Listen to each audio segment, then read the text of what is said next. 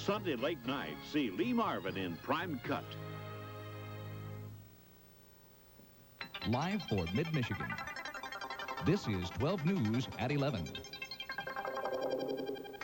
They began with the pealing of church bells throughout Los Angeles. Good evening, everyone. I'm Carolyn Wallace. The 1984 Olympic Games are officially underway. A lavish gala heralded athletes from 140 countries this evening. President Reagan told the U.S. team to go for it in a pep talk earlier today. Set your sights high and then go for it. Yeah.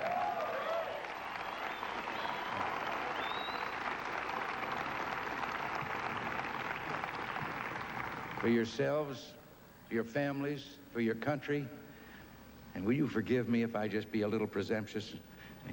Do it for the Gipper. And our Fred Heumann will have more on the Summer Games later in this newscast. 48 of the nation's governors will converge on Nashville, Tennessee this week to talk about jobs. The 76th Annual Governors Conference begins tomorrow.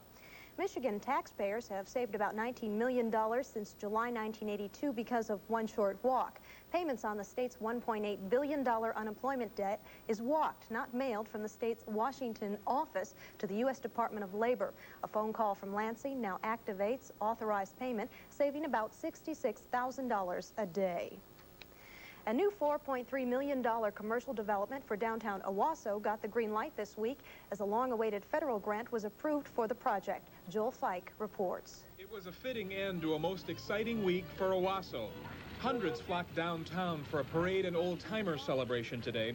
But the real celebrating here took place on Thursday, when city officials received word that their application for an Urban Development Action Grant was approved. $446,000 in federal funds will be used for Comstock Center, a commercial development to be built on a 7-acre site at Comstock in Washington. It will include a new JCPenney store, a triple-screen theater, a family restaurant, parking, and a riverfront park. The development will create 38 new full-time and 44 construction jobs. I think it's probably the greatest thing that's ever happened downtown. It kept Penny's downtown #1, and it should bring more traffic into downtown Owasso. I think it will be a big plus for Owasso.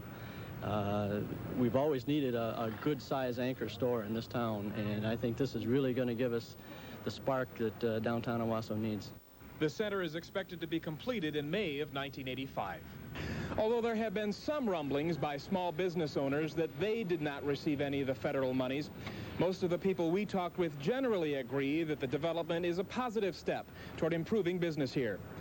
In downtown Owasso, Joel Fike, TV 12 News. President Reagan enjoys a 14-point lead among Michigan voters. A copyright story in tomorrow's Detroit Free Press shows the Reagan-Bush ticket is the choice of 54% of more than 1,000 voters polled. Mondale and running mate Ferrero are the choice of 40%. While having a baby can be one of life's most memorable experiences, it is also expensive. Lynn Carthane reports on one way to relieve some of the maternity costs. There are discount travel plans for airfare and trains and coupon specials of various kinds. Now area hospitals are offering a special delivery baby program for expectant moms.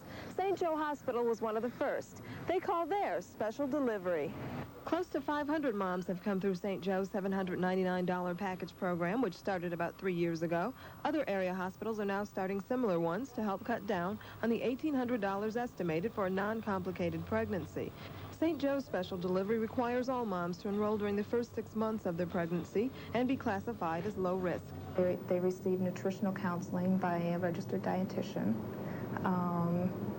They meet with our social worker in terms of any other type of problems, including financial problems throughout the pregnancy.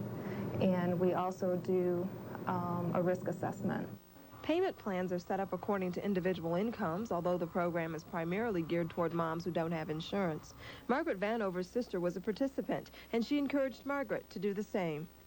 It's a lot less expensive, which is good for people that don't have a lot of money or they can't afford an insurance policy. I don't think having a baby should put you in a financial debt, you know, and I think everybody should be able to have a family.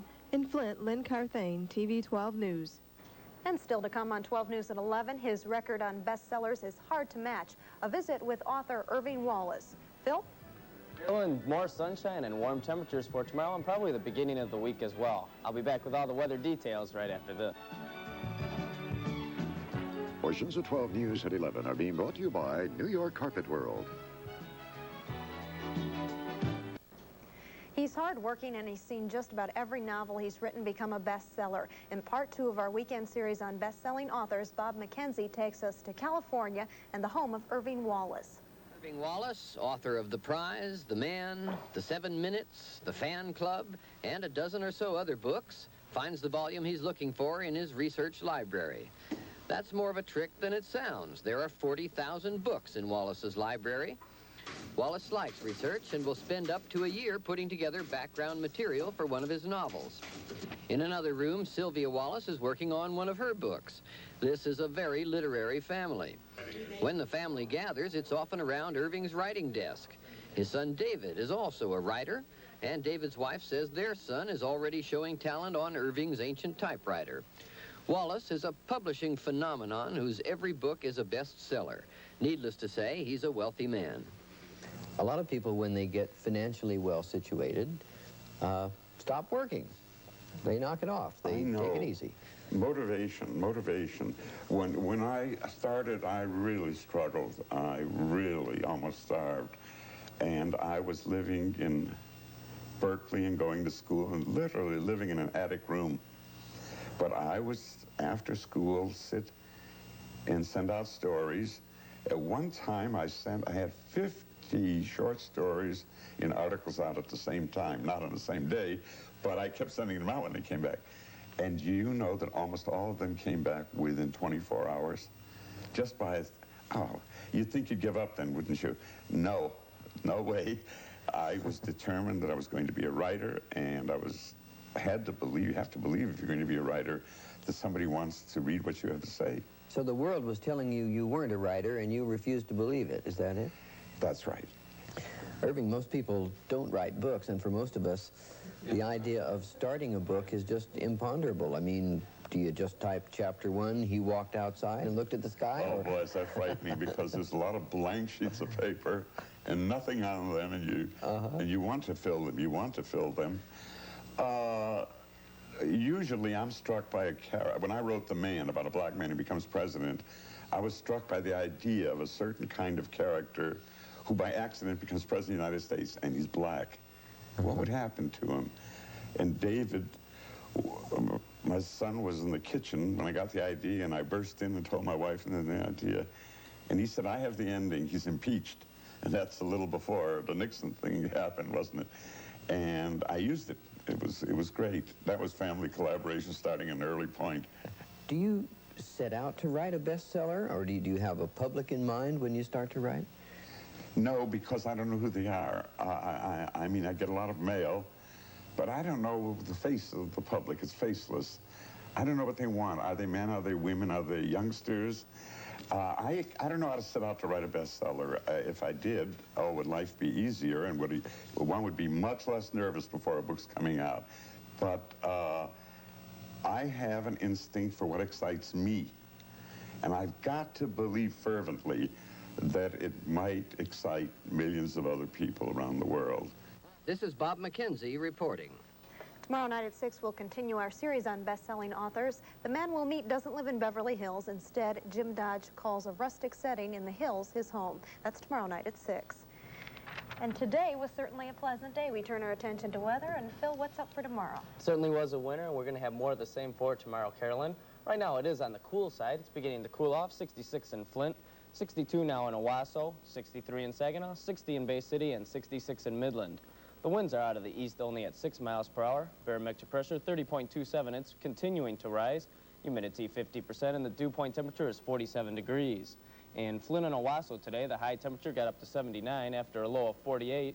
And in the Tri-Cities, the high was 77 and an overnight low of 51, and there was no precipitation in either place. Our weather picture tonight is from Joseph and Dawn Townsend of Clio, Michigan, and this picture was taken in the Upper Peninsula of Michigan right along the Lake Superior shoreline.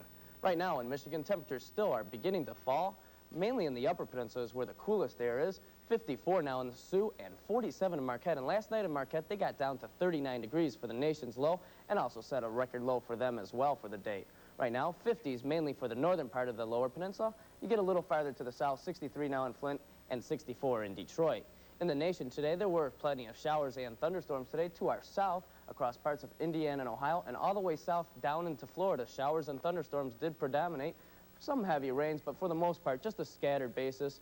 But when you get a little further out west, this is where most of the active weather was taking place. Showers and thunderstorms dumped on parts of the southwest. Up to 2.5 inches of rain fell in Phoenix, and 1.5 inches fell in parts of Nevada, where they did have some street flooding and even some mudslides. By tomorrow, that whole mess will begin to move to the east. We'll see showers and thunderstorms from eastern Ohio out to the Atlantic coast. There'll be some heavy rains right along the North Carolina, Virginia coast. They could see up to 2 inches of rain in parts of that area. But for us, mild conditions. We'll be a few degrees warmer tomorrow than we were today, and we'll keep our sunshine. Further out west, there'll be a low situated up in North Dakota and some precipitation beginning to form along this cold front, but that's going to have trouble getting in here as this high pressure will dominate our weather for the next several days, and we'll see temperatures up around 80 for not only tomorrow, but the beginning of the week as well. But at night, we'll still be on the cool side, getting down to around 50 for tonight and again for tomorrow night. For the extended look, temperatures will begin to warm up each day. We'll start out around 80 for tomorrow, go up to about 82 for Monday. Then we continue our warm-up up to 88 by Wednesday, then cooling off to about 80 by the end of the week on Thursday and Friday. I'll be back with a forecast right after this. Cool nights and warm days will continue for the next several days. Our forecast for the early morning expects skies to be fair, but it will be chilly, a low of 49 to 53, and we won't see much in the way of wind. For tomorrow, it will be sunny and mild, a high temperature up to 79 to 83, much like today, maybe a degree or two warmer. Tomorrow night, mostly fair and cool, low of 51 to 54, and then for Monday, partly to mostly sunny and a bit warmer again, a high temperature of 81 to 85. Carolyn? Thanks, Phil. You know, those opening ceremonies were really moving. Yeah, they were. The Olympic ceremonies were. We'll talk about that in a little bit. We'll start with the Tigers tonight. I talked at 6 how it may be wrapped up. Maybe I spoke too soon, but all the right teams are losing for the Tigers. A costly 2-run error by Howard Johnson in the 8th inning. And the Tigers' inability to get the clutch hit in the late innings enabled the Boston Red Sox to saddle Jack Morris with a very tough loss at Tiger Stadium tonight.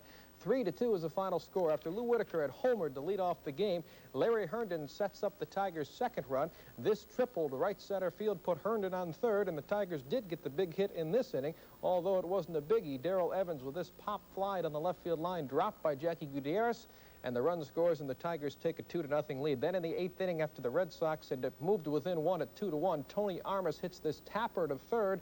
Howard Johnson fields it but throws it away. The tying and winning runs score, and the Tigers lose it tonight 3-2. Very tough loss at the stadium. So here's the American League numbers from tonight. In addition to that Tiger loss to the Red Sox 3-2, the Rangers beat the Blue Jays 5-4. The 6th straight loss for the Jays. They're still 12 back. Orioles also lost. The Indians beat them 6-3. Yankees beat the White Sox today behind Ron Guidry 3-2. In the 7th inning, the Brewers lead the Royals 3-1. And in the 8th inning, the amazing Twins lead the Angels 6-0. The Cubs picked up a full game in the National League East on the Mets today. Although Davey Johnson was thrown out early, Leon Durham tripled on the right field line, scores Gary Matthews from first base, and the Cubs take a 1-0 lead. Then Rafael Santana of the Mets, he hits a 2-run double later in the game. This will score Hubie Brooks and Mike Fitzgerald. That pulls the Mets back within a run at 3-2.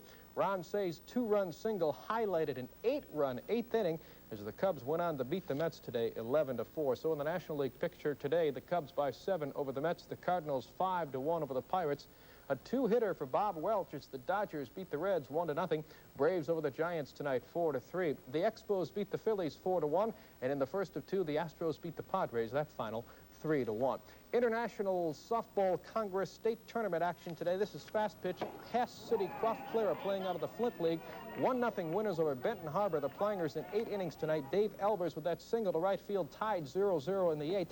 Mike Murphy squares the bunt, then hits this single to surprise everyone to put 2 runners on for Croft Clara. Then Craig Hellwood lays down this perfect bunt to load the bases, and then it was just a matter of Mike Martin singling to right field to score. Elvers from third base with the only run of the game. 1-0. Croft Clara wins it in 8 innings.